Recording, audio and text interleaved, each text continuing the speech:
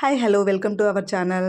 ఈరోజు వీడియోలో సేమియా ఉప్మాని పొడి పొడిగా ఎలా చేసుకోవాలి, బ్రేక్ఫాస్ట్ కోసం, డిన్నర్ కోసం, దేనికైనా తినొచ్చు. ఎప్పుడు ఇష్టం అనిపిస్తే అప్పుడు చేసుకోవచ్చు.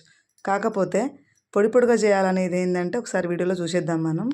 దీనికి ఎలాంటి కొలతలు అవసరం లేదు. మనం ఎంత క్వాంటిటీ చేయాలనుకునేది మనం పోసుకునే ఎసరును బట్టి డిపెండ్ అయి ఉంటుంది. సో నేను ఈ విధంగా పొడి పొడిగా ఎలా చేశాను అనేది అయితే ఒకసారి ఈ వీడియోలో చూసేయండి. మీరు మన ఛానల్ని ఎవరైతే ఫస్ట్గా చూస్తున్నారో సబ్స్క్రైబ్ అయితే చేసేసుకోండి. పొడి పొడిగా, చాలా పొడి పొడిగా, చాలామందికి సేమియా ఉప్మా చేయడం రాదండి, కొలతలు తెలియదు ఎలా చేయాలనేది. సో ఒకసారి అయితే ఈ వీడియోలోకి వెళ్ళిపోదాం మనం. పదండి ప్రాసెస్. ఫస్ట్ అయితే నేను వెడల్పు ప్యాన్ పెట్టేసుకున్న, కడాయి వెడల్పు గిన్నె పెట్టేసుకోండి. అందులో నేనైతే 2 టేబుల్ స్పూన్లు వేసేసుకున్నా. దానికి జీలకర్ర ఆవాలు వేసేసుకోండి. ఆయిల్ వేడైన తర్వాత ఇప్పుడు శనగపప్పు, పల్లీలు వేసేసుకొని లైట్గా మీడియం ఫ్లేమ్లో పెట్టుకొని చేసుకోవాలండి ఇదంతా ఫ్రై. మనము ఒక 5-6 పచ్చిమిరపకాయలు వేసేసుకుందాం. ఎవరు కారం తినేదాన్ని బట్టి వేసేసుకోండి. సో ఇంత మనము నేనైతే 5-6 వేసేసుకున్నా. ఒక హాఫ్ కిలో అవుతుంది సేమియా.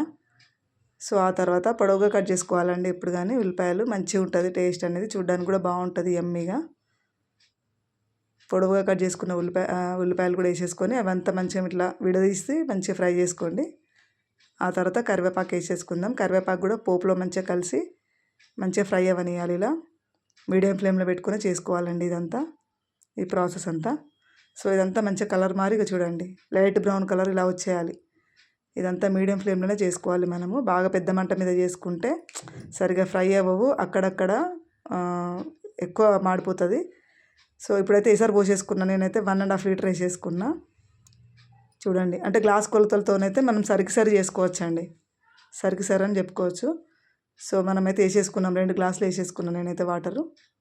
సో దానికి రుచికి సరిపడా ఉప్పు వేసేసుకున్నా. సో మూత పెట్టేసుకుందాం మనం. ఇప్పుడు మంట పెద్దగా పెట్టుకుందాం, ఎసరు రావాలి కదా. సో చూడండి ఆ ఎసరు మరుగుతుంది కదా, ఈ టైంలో మనం ఉప్పు చెక్ చేసుకోవాలి. నేనైతే కరెక్ట్ వేసిన, కరెక్ట్ ఉంది సరిగ్గా. సో ఇది చూడండి, ఎక్కడ స్కిప్ చేయకుండా చూడాలి ఇది నేర్చుకోవాలంటే. చూడండి ఇప్పుడు మనం ఎలా వేయాలంటే ఇదే టిప్ అండి. చూడండి ఇలా కొద్దిగానే ఇట్లా ఈవెన్గా వేసుకుంటూ చేయితోనే, మనం డైరెక్ట్ పాకెట్తో కానీ గిన్నెతో కానీ వేసుకోవద్దు. ఇది ఒక్కటి గమనించండి మీకు మంచిగా పొడి పొడిగా రావాలంటే. చూడండి ఇలా ఈ విధంగా వేసుకోవాలి, ఎక్కడ గ్యాప్ ఉందో వాటర్లో మొత్తం. అందుకే చెప్తున్నా, కొలత అవసరం లేదు. వాటర్ ఎంత మనకు తీసుకుంటుందో అంతవరకే వేసేసుకోవాలి మనం. చూడండి నేనైతే మొత్తం వేసేసుకున్నా కదా. ఒక్కసారి మళ్ళీ ఇలా కలుపుకోవడం వల్ల కొంచెం దగ్గరికి అయిపోతుంది, సేమియా అనేది అడుగు పట్టుకుంటుంది. మళ్ళీ పైన కొంచెం వాటర్ లాగా అక్కడక్కడ కొంచెం బయటకు వస్తుంటాయి. ఆ ప్లేస్లో కూడా కొంచెం నింపేసుకోవాలి మనం సేమియాతోని పొడి పొడిగా రావాలంటే ఈ పద్ధతిలో.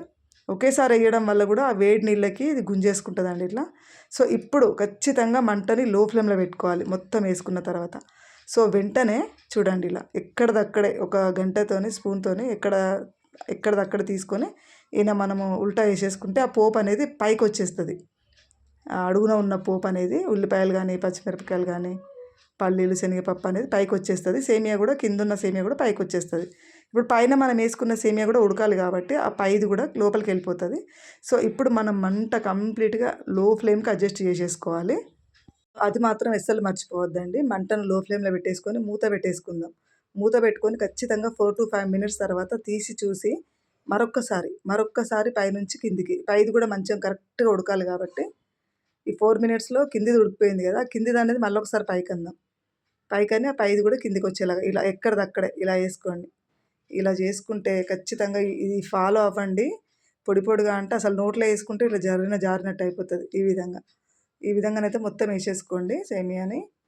ఉల్టా వేసేసుకొని మళ్ళీ సేమ్ ఇట్లా ఈవెన్గా స్ప్రెడ్ చేసేసి మళ్ళీ మూత పెట్టేసుకుందాం. మూత పెట్టుకొని మళ్ళీ ఒక 3-4 మినిట్స్ సరిపోతుంది, ఆల్రెడీ మనకు కొంచెం ఉడికింది కాబట్టి. సో చూడండి పొడి పొడిగా ఎంత బాగా వచ్చింది కదా సేమియా. తింటుంటే కూడా ఇంట్రెస్ట్ వస్తుంది మనకు. రెగ్యులర్గా సాంబార్తో నేను సర్వ్ చేసుకుంటా దీన్నైతే నేను. చూడండి ఇలా ఈరోజు మార్నింగే చేసిన నేను, ఇప్పుడు పోస్ట్ చేస్తున్నా మీకు వీడియో. సాంబార్తో ఎవ్రీ సాటర్డే మాత్రం ఖచ్చితంగా ఇట్లానే చేస్తాను నేను పొడి పొడిగా ఉప్మా. ఇష్టంగా తింటారు పిల్లలు సాంబార్ వేసుకొని, చాలా బాగుంటుందండి. సో మీరు కూడా ఖచ్చితంగా ట్రై చేయండి. మీరు ఎట్లా చేస్తారండి సేమియా ఉప్మా పొడి పొడిగా రావాలంటే? ముద్దగా వచ్చేటట్టు కాకుండా ఇలా పొడి పొడిగా ఇలా ఖచ్చితంగా ట్రై చేయండి. సో ఇలా చేసిన తర్వాత మీకు ఎట్లా కుదిరిందని చెప్పేసి నాకు కామెంట్ బాక్స్లో కామెంట్ చేయాలి. మీకు 100% నచ్చుతుంది.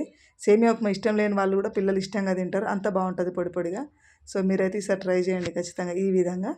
సో ఇదండి నా వీడియో.